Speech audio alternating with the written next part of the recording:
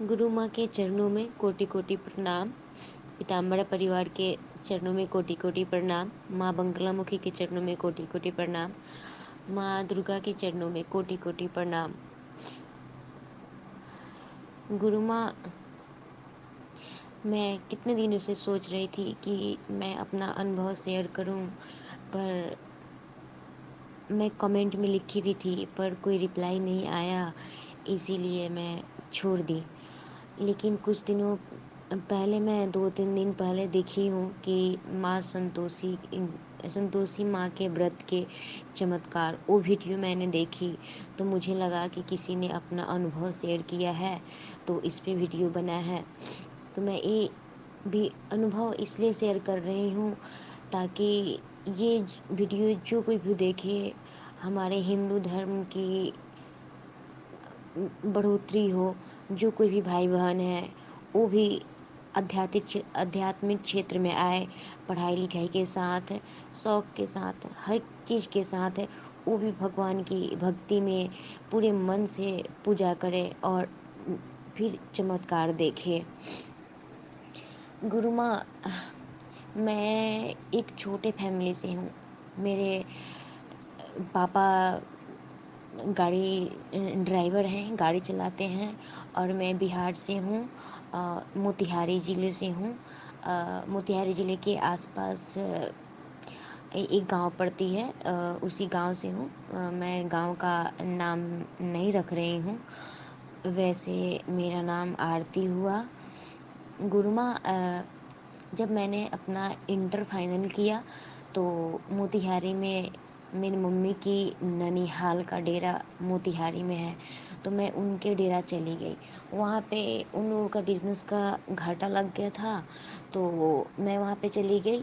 मैं 22-23 की उम्र थी, पर मैं बहुत सीधी सादी थी, उतना सबको अपना ही समझती थी, पर ऐसा होता नहीं है। सब लोग अपने ही थे। वहाँ पे बहुत रोना धोना होता था, तो मैं वहाँ पे रही और मेरी मामी बोली कि आप यहीं पे रहिए, मैं आपका एक स्कूल में जॉब लगवा दूँगी, आप वहाँ पढ़ के अपना पढ़ा के अपना पढ़ाई के खर्च भी निकाल लीजिएगा, आपको अच्छा पैसा भी आ जाएगा तो अपना रखिएगा। तो मैं भी मुझे भी ये आइडिया बहुत पसंद आया, तो मैं भी कहे सोचने लगी कि चलो अच्छा है कि मैं खुद अपने पैरों पे खड़ा हो जाऊंगी, अच्छा पैसा कमाने लगूंगी तो अच्छा रहेगा कि मुझे अपने माँ बाप से पैसे मांगने की ज़रूरत नहीं पड़ेगी। कुछ दिनों बाद गुरु माँ, मुझे तो ठीक से याद नहीं है, पर कुछ दिनों बाद शायद 16 की बात है या 15 की बात है। उस वक्त मैं स्कूल में पढ़ा रही थी। मेरे डेरा से जस्ट सामने ही स्कूल था वो। तो उस डेरा में एक अंकिता नाम की मैडम आई। वो मैडम माता की पूजा करती थी और उन्होंने मुझे बताया कि आप किस भगवान की पूजा करती हैं। तो हम बोले कि पूजा तो सिर्फ मैं नवरात्रि में ही सिर्फ दुर्गा चालीसा का पाठ करती थी और बाकी दिन कभी मन करता तो कर लेती, नहीं तो नहीं। मेरे घर के द्वार पे एक शंकर जी का मंदिर है जो कि गांव का सब कोई पूजा करने आता है, तो मैं शंकर जी की ही पूजा करती थी। उसके बाद क्या हुआ कि उन्होंने बताया कि आप पूजा कीजिए कि लाइफ अच्छा होता है। तो मुझे विश्वास नहीं हो रहा था कि मैम ऐसा क्यों कह रही हैं। मुझे अजीब सा बेचैनी हो रहा था कि पता नहीं मैं कहाँ से ये सब मैडम हमको बताने लगी। मैं बोली कि मेरे पास इतना टाइम नहीं है। वो बोली कि आप पूजा कीजिए, इस पूजा से आपका लाइफ अच्छा होगा और जीवन के सारे दुख दर्द मिटते हैं। यही कि मतलब बहुत ज़्यादा अच्छा है, आप ये पूजा कीजिए। तो मैं ज़्यादा सीरियस न लेकर तो बोली ठीक है मैं करूँगी। तो वहाँ पे डेरा पे मेरे मम्मा यहाँ डेरा पे दुर्गा सरस्वती का बुक था, तो वो बोली कि आप बुक लाइएगा, मैं आपको बता दूँगी। तो दुर्गा सप्तशती का बुक के बारे में जानती भी नहीं थी उतना, तो मैं बुक लेके गई टिफिन में। तो उन्होंने दुर्गा सप्तश्लोकी में सप्तश्लोकी दुर्गा सप्तश्लोकी में जो फर्स्ट पेज होता है सप्तश्लोकी का, वो पाठ और माता जी का 108 नाम, और फिर देव क्षमा अपराधन, मुझे ठीक से बोलने नहीं आ रहा है क्योंकि याद नहीं है वो शब्द। और सिद्ध कुंजिका, ये पाठ करने की वो सलाह दी हमको मैडम ने। तो वो बोली कि ठीक है, आपको जब भी संडे को टाइम मिलता है तो संडे को पूजा कर लीजिएगा, या फिर मैं गुरुवार का व्रत करती थी विष्णु भगवान का। तो वो बोली कि आप गुरुवार का व्रत करती हैं तो रात को शाम को जब भी आपको टाइम मिले तब टाइम निकाल कर पूरी श्रद्धा भक्ति से आप पूजा कीजिए। मैं ऐसे ही पूजा करती रही, और मेरा मन नहीं लगता था, पर मैं पूजा करती रही। धीरे धीरे मतलब मेरा मन लगने लगा, माता में मेरी श्रद्धा धीरे धीरे बढ़ने लगी। तो सुबह में तो मैं 8 बजे स्कूल चली जाती, फिर 2 बजे आती, फिर 3 बजे से अपना ट्यूशन चली जाती, तो फिर 5 बजे आती। और फिर ज़्यादा टाइम नहीं मिल पाता था, और दूसरे के यहाँ रहने पर तो पूजा पाठ ये सब करना थोड़ा संभव नहीं था। लेकिन फिर भी मुझे जितना टाइम मिलता उतना मैं पूजा कर लेती पूरी श्रद्धा से। माँ, वहाँ पे मैं थी तो एक लड़का था, वो रेंट पे रहने आया था। मुझे उन लोगों का स्थिति कुछ ठीक नहीं था, तो वो उनके साथ आती जाती थी। वो भी उनको मतलब वो जो लेडीज़ थी उनको वो मानती थी, और मानती थी। उसके बाद में वो भी मानता था और कोई भी काम कर देता था। तो वो लड़का भी मुझसे बड़ा ही था एज में। उसका ग्रेजुएशन कंप्लीट हो गया था, वो कोई प्राइवेट सेक्टर में अच्छा जॉब कर रहा था। तो वो मुझे बार बार देखता। मैं बहुत ही सीधी सादी थी, उतना मुझे दुनियादारी की समझ नहीं थी, सही गलत क्या है उतना मुझे समझ नहीं थी। मैं बहुत ही इमोशनल, सीधा और भावनात्मक लड़की हूँ। उसके बाद क्या हुआ कि धीरे धीरे मैं उस लड़के के से बातचीत करने लगी, और मुझे समझ में नहीं आ रहा था कि वो लड़का कैसा है। मैं उससे काफ़ी ज़्यादा, जिस दिन उससे बात ना करती तो मेरा मन काफ़ी विचलित होने लगता था। मतलब एक काफ़ी इमोशनल फीलिंग हो रहा था मुझे, और मैं गलत राह पे ही चली जा रही थी। मुझे समझ में नहीं आ रहा था कि मैं क्या करूं क्या नहीं करूं। मुझे समझ में बिल्कुल भी नहीं आती क्या सही है क्या गलत है। एक दिन मैं सपने में देखी कि कोई एक और लेडीज़ है, और ये सपना करीब 4:30 या 5 बजे की है, या 4 बजे की है सपना। मतलब सुबह का ही सपना है, क्योंकि वो सपना देखने के आधे घंटे बाद मैं उठ गई, क्योंकि मुझे तो नींद नहीं आ रहा था सपना देखने के बाद। और मुझे समझ में नहीं आ रहा था कि ऐसा मेरे साथ हो सकता है। तो मैं माता का पूजा तो करती, पर उतना मुझे दिमाग नहीं था कि मैं इतने सारे मिरेकल्स जो हो रहे हैं उतना सोचूं मैं। तो ऐसे ही सपना में मुझे किसी ने कहा कि वो जो मतलब जो मामी थी उनका नाम रख के कि वो जो है ना वो तुमको बर्बाद कर देगी, कि तुम हट जाओ। तो ये सपना मैं समझ नहीं पाई, और इस सपना को मैंने उल्टे ही अपने दिमाग में सेट कर लिया। मुझे उतना बुद्धि ज्ञान नहीं था। तो मुझे लगा कि मैं यहाँ से अगर हटूंगी तो मेरा जीवन बर्बाद हो जाएगा। मैं सपने में सोची कि ऐसा, मैं तो बहुत सीधी सादी हूँ, मैं किसी का क्या कर सकती हूँ, मैं तो किसी का हेल्प ही करती हूँ, सहायता कर देती हूँ, पर मैं किसी का क्या बिगाड़ सकती हूँ। मैं ज़्यादा कुछ जानती उनती तो हूँ नहीं, इतना पैसा भी नहीं है कि मैं किसी को कुछ कर सकती हूँ। मतलब मुझे लग रहा था कि मैं किसी का क्या बिगाड़ सकती हूँ, मैं कैसे बर्बाद हो जाऊंगी, मुझे समझ में नहीं आ रहा था। धीरे धीरे मैं उस लड़के के से बातचीत बहुत ज़्यादा करने लगी, और वो लड़का जहाँ तक कि ठीक नहीं था, पर मुझे इस बात की जानकारी नहीं थी। तो धीरे धीरे कुछ दिन बाद उससे करीब मैं उस लड़के से करीब मैं 5-6 मंथ ही बात की होंगी। 6 मंथ ज़्यादा हो गया, करीब 4-5 ऐसे ही। तो मैं सपने में देखती कि सांवले कम्प्लेक्शन की कोई लेडीज़ है, माता ही थी, मुझे सचेत कर रही थी, संकेत दे रही थी, पर मैं समझ नहीं पा रही थी। तो मुझे सपने में कोई बोलता, सांवले रंग की जो लेडीज़ थी, वो रेड सिंदूर लगाए हुए और लंबी सी थी, पतली सी थी। उनका चेहरा तो मुझे साफ दिखाई नहीं देता पूरा, पर वो एकदम बेचैनी में आती और सपने में मुझे बोलती कि ए कि वो तुमको छोड़ के, भोजपुरी में मतलब बात करते हैं कि ए वो तुमको छोड़ के चला जाएगा। तो मैं इस सपने को नहीं समझती। वो फिर मैं उसके लिए जब भी भगवान से प्रार्थना करती अपने लिए, तो उसके लिए मैं प्रार्थना करती कि भगवान करे कि वो अच्छा से काम करने लग जाए और वो अच्छा से जिए। तो मेरा मन था कि उससे मैं शादी कर लेती। मेरे माँ पापा भी उतने ज़्यादा धनी मनी नहीं हैं, तो ठीक है कि वो भी कमाएगा और मैं भी कमाऊँगी, तो दोनों मिला के 40-45 रुपये कमा ही लेंगे मंथली के। आराम से घर खर्च चल जाएगा और मैं धीरे धीरे लाइफ में आगे बढ़ने लगेंगे हम लोग। यही मेरा थिंकिंग था। मैं उसके उसके लिए मैं भगवान से, माता से, छठी माता से, जो कोई भी भगवान दिखता है मैं उसके लिए सच्चे मन से प्रार्थना करती थी, बहुत दिल से प्रार्थना करती थी, पूरे श्रद्धा से प्रार्थना करती थी भगवान से उसके लिए। तो मैं कुछ दिनों में ऐसे ही सपने देखती कि कोई ऐसे बोल रहा है, ए वो तुमको छोड़ देगा। मैं इस बात को नहीं समझती थी कि ये क्या हो रहा है मेरे साथ, क्या हो रहा है, कुछ समझ ही नहीं पा रही थी मैं।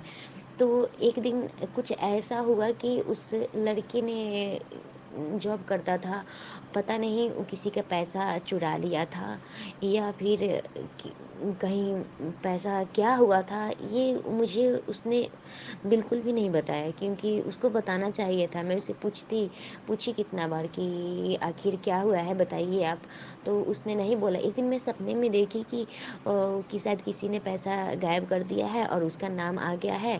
तो मेरे मामा जी उसे समझा रहे हैं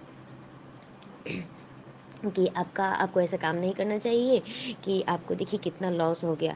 तो मामा जी ने मेरे शादी के बाद ना उन लोग से चला रखा था कि इन मेरा उन मेरे मामा जी का नौकरी लग जाएगा ना, तो उनका शादी मतलब मेरे से हो जाएगा। तो मुझे भी पसंद था कि चलो मेरे पापा ज़्यादा धनी मनी नहीं है, तो हो जाएगा तो ठीक है। तो उसके बाद में ऐसे तैसे देखते देखते मैं आई। एक दिन मैं साईं मंदिर गई और तो उस लड़के का जब पैसा भुला गया, तो उस लड़के को मैं कुछ पैसों की हेल्प की, जबकि मेरे पास पैसे नहीं थे। तो मैं ट्यूशन पढ़ाती थी, तो उस आंटी से मैंने पैसे लिए, कुछ कुछ एक मिस से पैसे लिए और एक आदमी से और पैसे लिए और कुछ मेरे पास पैसे थे। तो मैं अपने पेमेंट मिला के ना उसे 9-10 के करीब में इतने 10,000 दिए। तो वो उसने धीरे धीरे करके दो पैसे दे दिए, लेकिन 5,000 रुपया मेरा उसने रख लिया। और मेरा एग्ज़ाम का टाइम था, फॉर्म फिलअप करना था, पैसा मतलब दे नहीं रहा था, बोलता कि चलो मेरे साथ तो देते हैं। और उसको पैसे की काफ़ी स्कार्सिटी हो गई थी। तो मैं उसे पैसे मांगती तो वो देता नहीं। समझ में नहीं आ रहा था कि क्या। बाद में कुछ दिन बाद वो लड़का मेरे पे ही हावी होने लगा। वो मुझे ही गलत शब्द बोलने लगा, मुझे ही गलत गलत एक दो गालियाँ देता। मैं व्हाट्सएप ऑनलाइन आती तो मैं थी मैं ऑनलाइन आती तो मुझे इतना नींद आने लगता कि मैं बात ही नहीं कर पाती। मोबाइल गिर जाता और बहुत काफ़ी गहरा नींद आता था उस वक्त। माँ फिर मैं सपना में देखी कि किसी ने कोई बोल रहा है कि ए तू तेरे समझ में नहीं किया, तुमको समझ में नहीं आ रहा है कि वो तुमको छोड़ देगा, कि वो चला जा रहा है वो। तो ये सपना मतलब काफ़ी मेरे करीब 6-7-8 बार ऐसे कोई मुझे संकेत दिया, लेकिन इस सपने को मैं इग्नोर कर रही थी। इग्नोर करते करते कुछ दिनों के बाद ऐसा हुआ कि मैं एक बार साईं मंदिर गई। मार्केट में एक मेन मार्केट में एक साईं मंदिर है, वहाँ पे गई। तो मैं साईं बाबा से ना सच्चे दिल से प्रार्थना की कि हे साईं बाबा, कि अगर मेरा शादी इसके साथ हो जाएगा तो मेरा जीवन सुखी हो जाएगा, मैं भी कमाऊँगी और ये भी कमाऊँगी, दोनों आदमी कमाएंगे तो अच्छा से हम लोग का पैसा आ जाएगा, अच्छा से हम लोग खाएंगे पिएंगे, अच्छे से रहेंगे। अपने सास ससुर की, हर किसी की सेवा टहल। उसके मम्मी पापा को मुझे प्रति मेरा बहुत श्रद्धा, बहुत भाव था कि मेरे सास ससुर आइडियल रहेंगे। मैं उन्हें बहुत मान सम्मान करूँगी, उन्हें किसी चीज़ की कष्ट नहीं दूँगी। बाद में जब भी सोती तब भी जब भी साईं मंदिर जाती, मार्केट जाती या अपनी मम्मी के साथ जाती या उसके साथ जाती, किसी के साथ भी जाती, तो साईं बाबा से यही प्रार्थना करती कि मेरे बस शादी हो जाए और ये अच्छा पैसा कमाने लगे, तो हम लोग अच्छे से शादी हो जाएगा तो कोई दिक्कत नहीं रहेगा। उसके बाद में एक दिन सपने में मैंने देखा कि साईं बाबा से ऐसे ही प्रार्थना, उनके मंदिर गई हूँ, उनसे प्रार्थना कर रही हूँ कि बस मेरी शादी हो जाए इनसे, कि कब होगा, मैं ऐसे ही रो रही थी सपने में। तो सपने में साईं बाबा ने मुझसे कहा कि तुम्हें यही चाहिए? तो हम बोले कि हाँ, मुझे यही चाहिए, मुझे दूसरा कोई नहीं चाहिए। तो साईं बाबा ने सपने में कहा कि तुमको इससे अच्छा मिलेगा, तुम चिंता मत करो।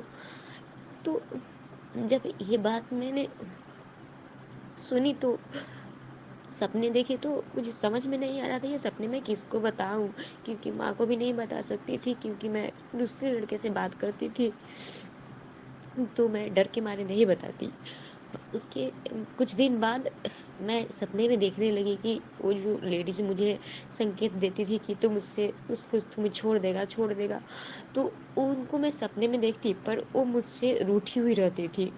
तो मैं भी सपने में उनसे रूठ गई और सोचने लगी कि जब तक वो मुझसे बात नहीं करेंगी तब तक मैं उनसे बात नहीं करूंगी, कि पहले वो मुझसे बात करेंगी तभी मैं बात करूंगी। तो एक दिन उस लड़के का कंडीशन इतना खराब हो गया कि उसके मम्मी पापा को पता चला कि उसके साथ ऐसा फ्रॉड हुआ है, पता नहीं ये फ्रॉड किया या उसके साथ किसी ने पैसे के मामले में फ्रॉड किया।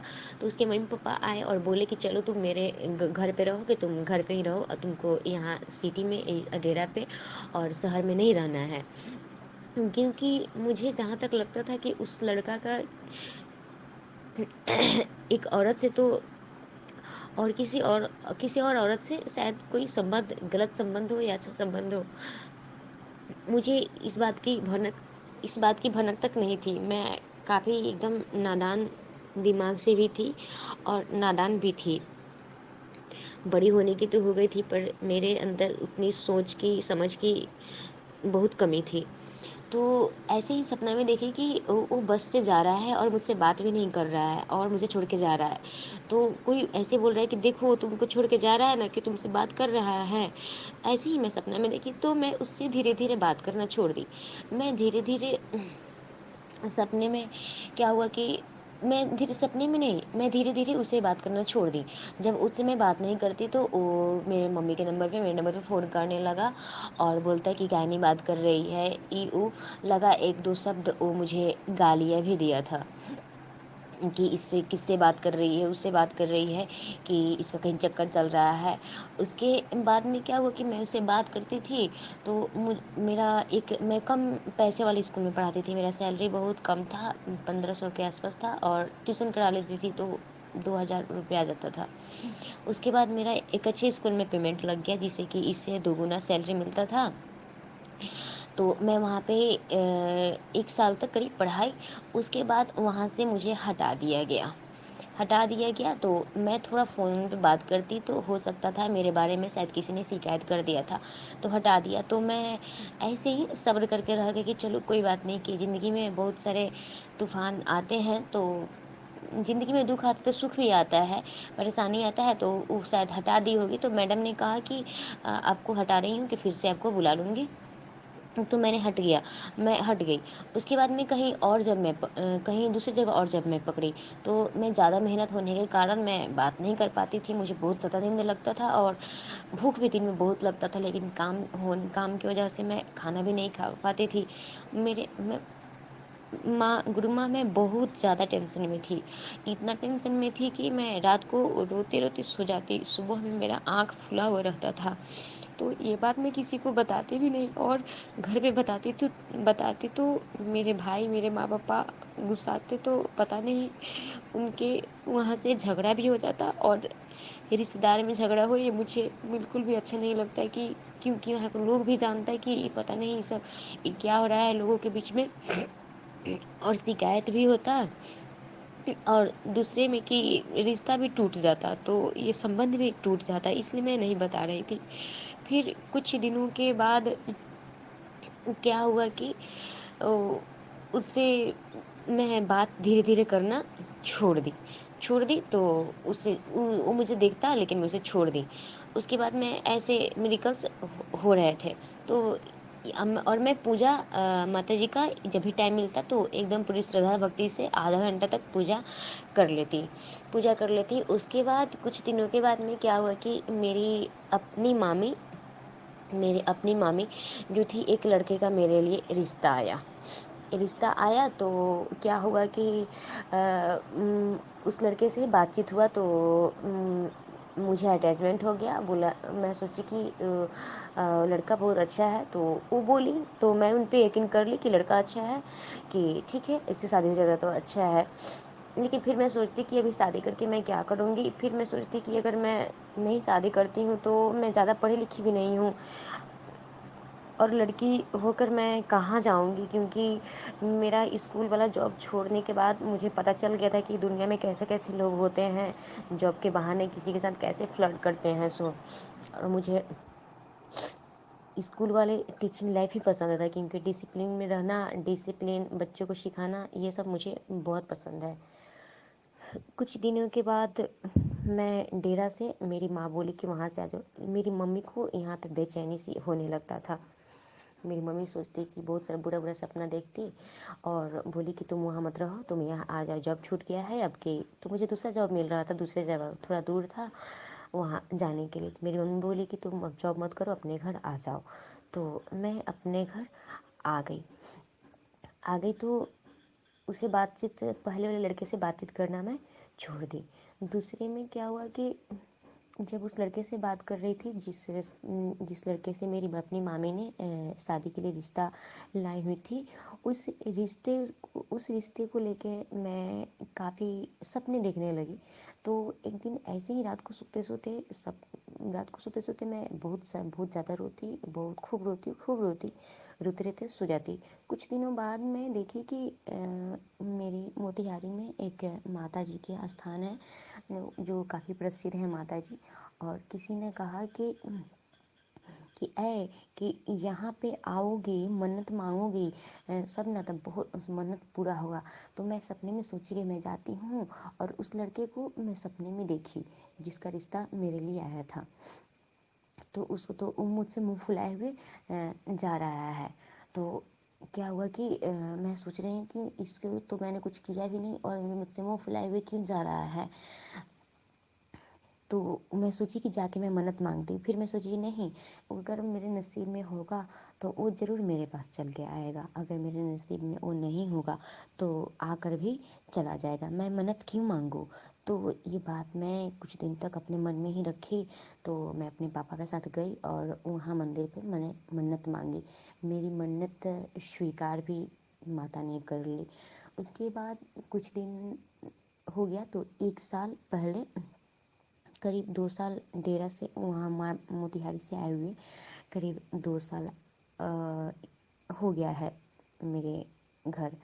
और करीब 1 साल पहले क्या हुआ कि तो उस लड़के से मतलब कन्फर्म था कि मेरा शादी हो जाएगा। मैं ऐसे सपने में देखती कि मैं गाड़ी से उस लड़के के साथ 4 व्हीलर से मैं अपने घर आ रही हूँ। उसका अपना 4 व्हीलर है, और मैं उसको सपने में बहुत सारा मतलब हमेशा देखने लगी। तो मुझे कन्फर्म था कि वो हो ही जाएगा। कुछ दिनों के बाद क्या हुआ कि मेरी एक चचेरी बहन की शादी ठीक हुई उस गांव में, जो कि उस लड़का का गांव, जहाँ शादी मेरी बहन का ठीक हुआ, उस लड़का का कोई रिलेशन या अपना कोई था वहाँ पे गांव में। तो मैं अपने एक रिलेटिव के यहाँ गई थी, मासी के यहाँ गई थी। तो क्या हुआ कि मैं सपने में देख रही हूँ कि कोई लेडीज पीला साड़ी पहने हुए कोई लंबी सी औरत थी, सुंदर थी वो, और उनके साथ छोटी सी और मतलब मध्यम कलर की कॉटन की साड़ी पहनी हुई और सांवली सी औरत थी, और वो औरत उनके पीछे थी। तो वो डायरेक्ट ना मेरे घर में आ गई हैं, और ऐसे अपना माथा दीवार पर टिक के मतलब टिक कर और ऊपर आकाश की तरफ देखने लगी हैं। तो मैं आके उनसे पूछने पूछने लगी हूँ कि कौन है कौन है, बोली क्या बात है। तो वो जो मतलब जो सुंदर लेडीज थी उनके साथ जो औरत थी जो वो सुंदर नहीं थी, वो बोली कि इन नहीं ना किसी से बात करती है कि कोई नहीं खे का। तो हम बोले कि नहीं कोई तो नहीं है मेरे घर, बताइए ना क्या बात है। तो बोली कि नहीं ये हर किसी से नहीं ना बात करती हैं, कि उल्लू रहता तो बता देती। तो ऐसे में लगा कि मतलब मैं डेरा में अकेले हूँ और सब कोई मार्केट गया है। तो ये सब ये और उसके बाद ऐसे ऊपर मतलब आकाश की तरफ ताक के मतलब गहरे सोच में एकदम डूब गई हूँ। उसके बाद चल एकदम फास्ट में ही वो घर से निकल के बाहर चली गई। ये जब सपना में देखी तो मुझे अजीब सा लगा कि मैं ये क्या देख रही हूँ, मुझे समझ में नहीं आ रहा है। मैं ये सपने देखने के बाद मैं काफ़ी रोने लगी कि डेली रात को सोते समय मैं रोती कि ये मैं क्या देख रही हूँ, मुझे समझ में नहीं आ रहा है, मेरे साथ कुछ गलत होने वाला है। क्योंकि एक तो मेरे साथ इतना बड़ा धोखा हो गया था, तो इस बात को मैं खुद माफ़ नहीं कर पा रही थी कि मैं पता नहीं ऐसी गलती कैसे कर सकती हूँ। मुझे अपने आप पर ही घिन आ रहा था, मुझे बहुत क्रोध आ रहा था अपने आप पर ही। उसके बाद मेरी मम्मी फ़ोन की, तो वो बोले कि फलना का सिस्टर तुम्हारे चचेरी बहन का शादी ना उस लड़के के यहाँ रिलेटिव में हो गया है, ठीक हो गया है। तो 1 मंथ के बाद उस लड़के ने अ, वो आके उसके पापा ने मेरे बारे में पूछा कि लड़की कैसी है। तो उन लोगों ने बोला कि लड़की अच्छी है। तो हम लोग पता किए तो उस लड़के के फैमिली में लड़का ठीक था शायद, पर उसके फैमिली में ड्रिंक व्रिंक करता था लोग। तो मेरे पापा भी थोड़ा बहुत ड्रिंक लेते हैं, जो कि मुझे बिल्कुल भी पसंद नहीं है। ड्रिंक से मैं सख्त नफरत करती हूँ। तो मैं सोची कि नहीं मुझे वो नहीं चाहिए, वो सब पीता खाता है। और वो लड़के में ना थोड़ा एटीट्यूड था, मुझे एटीट्यूड वाले लोग बिल्कुल भी पसंद नहीं। तो उसके बाद में क्या हुआ कि मैं ये सपने मैं सच में उसे दिल से निकाल दी। और मैं सोची कि नहीं उसके साथ शादी नहीं हुआ सो ही ठीक है, जहाँ मेरा नसीब होगा वहीं मेरा शादी होगा।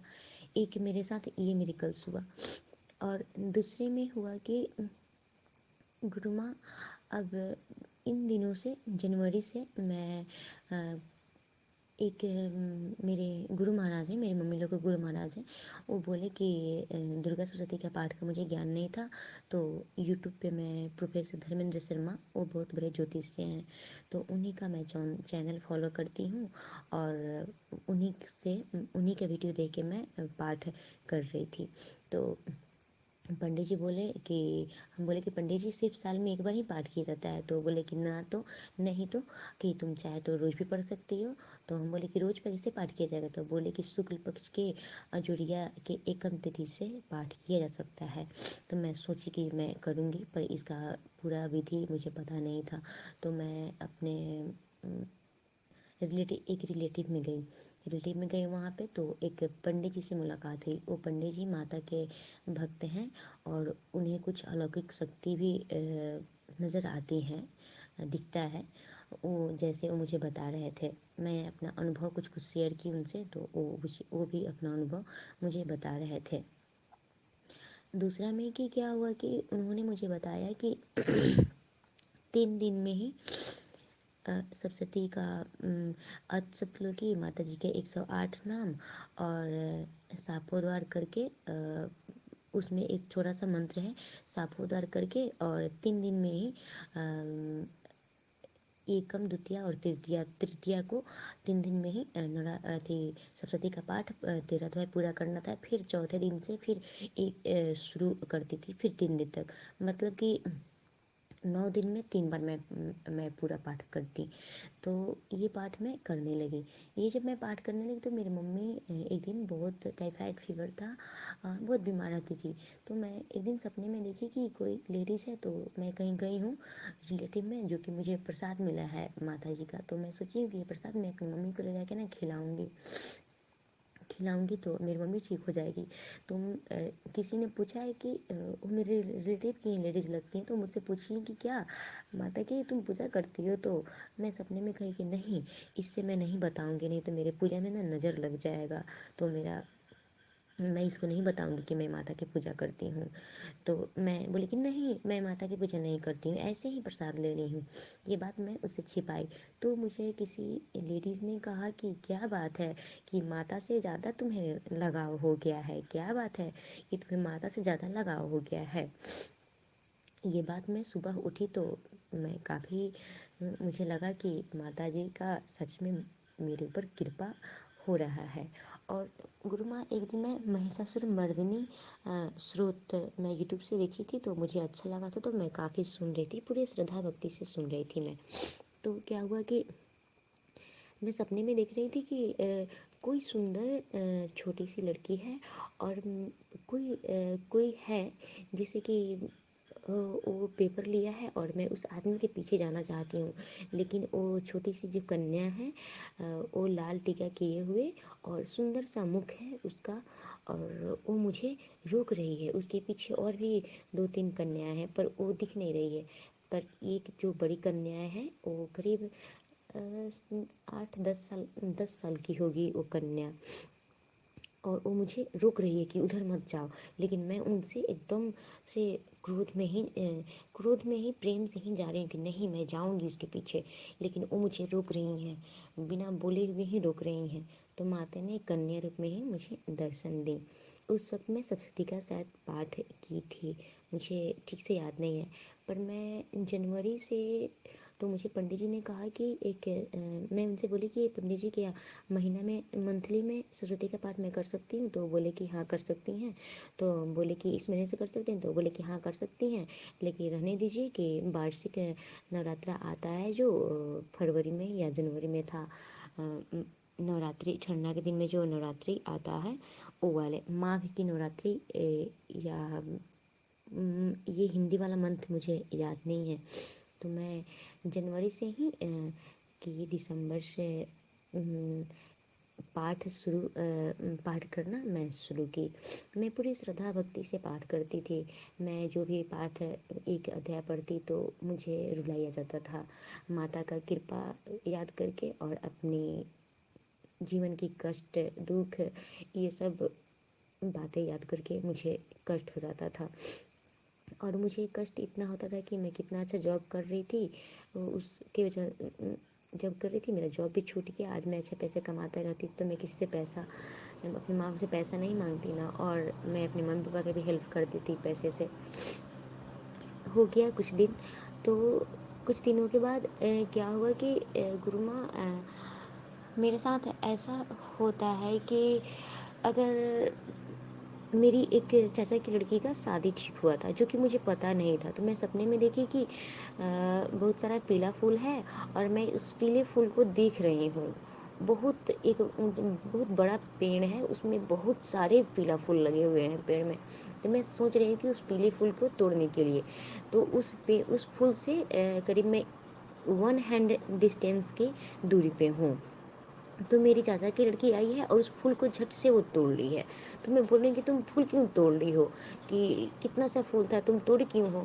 तो वो हंस रही है, बोली कुछ भी नहीं बोली है। उसके बाद में उस पीला पीला फूल के पास से मैं हट गई हूँ, और देखी हूँ कि खेत में बहुत सारे कमल के फूल लगे हैं। तो मैं उसे देखने लगी हूँ और सोच रही हूँ कि पानी में कमल का फूल है, और मैं सोच रही हूँ कि वहाँ से अगर लाती तो मैं लक्ष्मी माँ को पूजा में चढ़ाती। अब मैं सोच रही हूँ कि कमल का फूल मैं लाऊं कैसे। उसके बाद मेरी नींद खुल गई, तो कुछ दिन के बाद पता चला कि उसकी भी शादी ठीक हो गई है। इन सब ये छोटे छोटे मिरेकल्स होते रहे, और सब तो मैं भूल गई हूँ, मुझे कुछ याद नहीं आ रहा है इस वक्त। उसके कुछ दिन बाद गुरु माँ, क्या हुआ कि ऐसे में पाठ कर रही थी, तो एक दिन क्या हुआ कि लॉकडाउन जो था हुआ था, फर्स्ट डे लॉकडाउन में कुछ दिन बाद रामायण चल रहा था, रामायण चल रहा था। तो मेरी मम्मी मेरे पापा बोले कि जल्दी से नहा लो, कि पूजा कर लो, रामायण चालू हो गया है, कि जल्दी आओ देखने के लिए।